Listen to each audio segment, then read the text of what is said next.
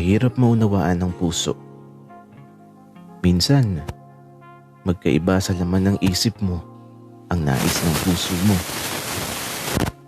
Pero lagi mong tatandaan, hindi masama ang sumugal, lalo na kung may isang pagkakataon ka lang. Subukan mo dahil kung para sa'yo, mananatili itong para sa'yo.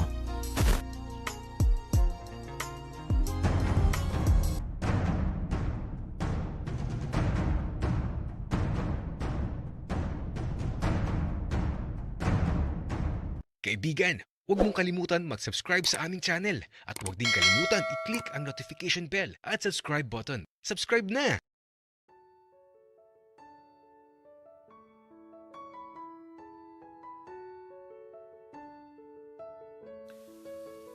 Nag-i-enjoy akong kasama si Francis. Kahit medyo nagsusungit na parang bata. Pakiramdam ko tuloy may ka-date ako. At saka, ang cute ng picture namin. Ipapaprint ko talaga to. Tapos, maglalagay din ako sa dingding ng silid namin sa lumang dormitoryo.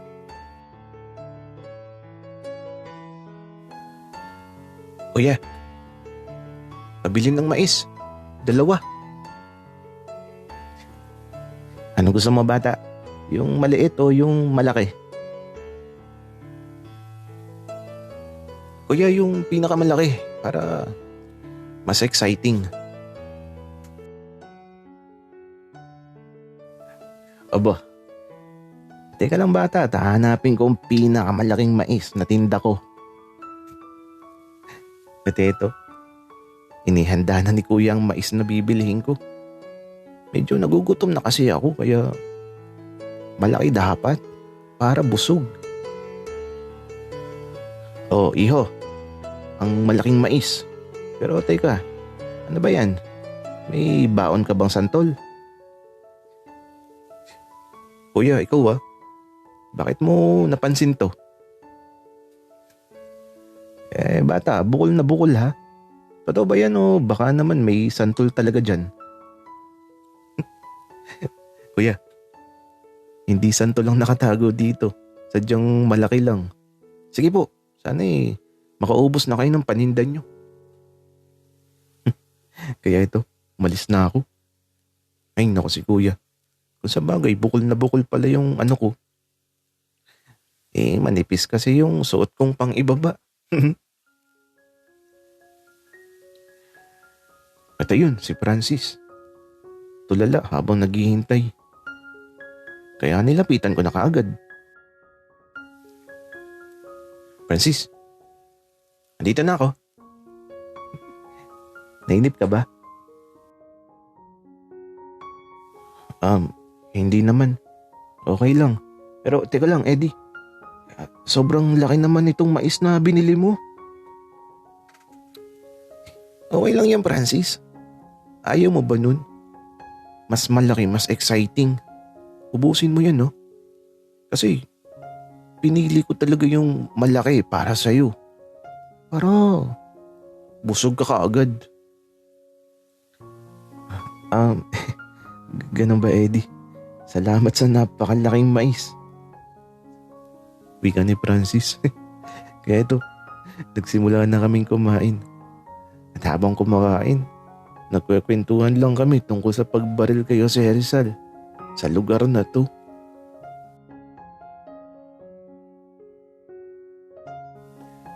Francis, paano kung nakasabay mo si Rizal sa unang panahon? Siguro isa ka na ding bayani. Hala, bakit ako? Ikaw na lang, Eddie. Tsaka paano kung barilin din ako? Francis, ang mahalaga naging bayani ka. Pero kung babarilin ka, saan mo gustong maputukan? Sa likod o sa harap?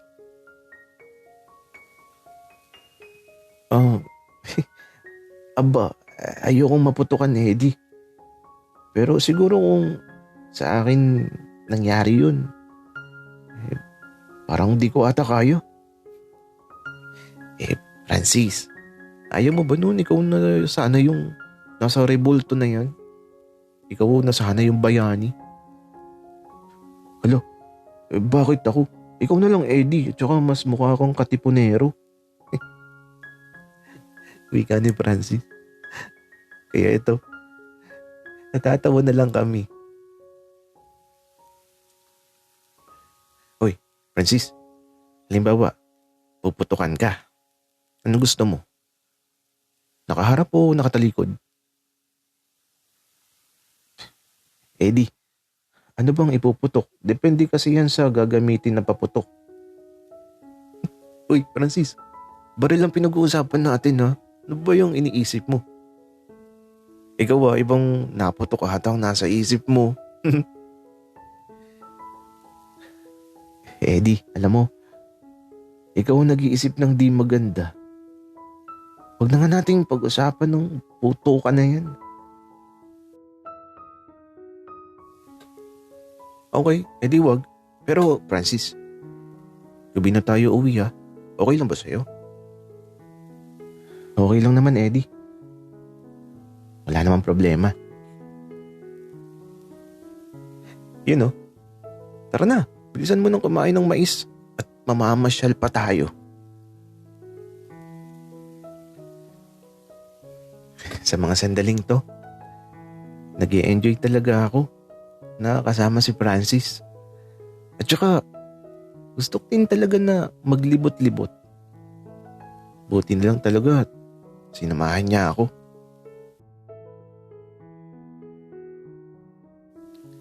Kaya naman, matapos makakain ng mais, eto, naglalakad-lakad na kami.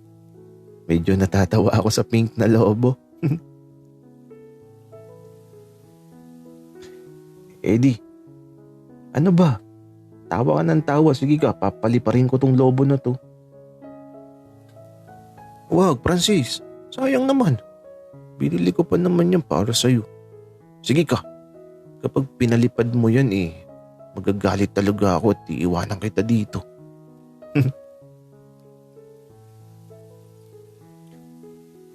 Wala siya. Ang OA mo, Eddie. Francis, dapat ingatan mo yan. Regalo ko sa'yo yan Wika ako. Tapos ito, napatigil ako sa paglalakad. Kasi naman, may nag-chat sa akin. Kaya, binasa ko kaagad. At aba, yung mama ni Francis pala na kinakamusta ang anak niya. Kaya ito, pinasa ko sa kanya yung larawan namin kanina dun sa may rebulto. Tapos, pinicturan ko si Francis na may hawak na lobo na pink. At ipinasa ko sa nanay niya. At taba, tuwang-tuwa ang mama niya sa mga larawan na pinakita ko. At ang sabi pa ng mama niya, sumama daw ako sa kanila kapag umuwi si Francis. Kaya naman, ang sabi ko sa mama niya, okay po. Uy, Eddie, sino yung kachat mo? Bakit nakangiti ka? Bakit mo tinatanong, Francis? Nagsiselos ka ba? Gagi, bakit ako magsiselos, Eddie? Ewan ko sa'yo, bahala ka dyan. Wika ni Francis na ayun. Iniiwan ako. Kailan kaya uwi si Francis sa kanila? Naku, sasama talaga ako. Kasi sabi ng mama niya sumama daw ako. Francis, teka lang. Huwag ka na magselos. Ay nako, biro lang yun. Makulit lang talaga ako.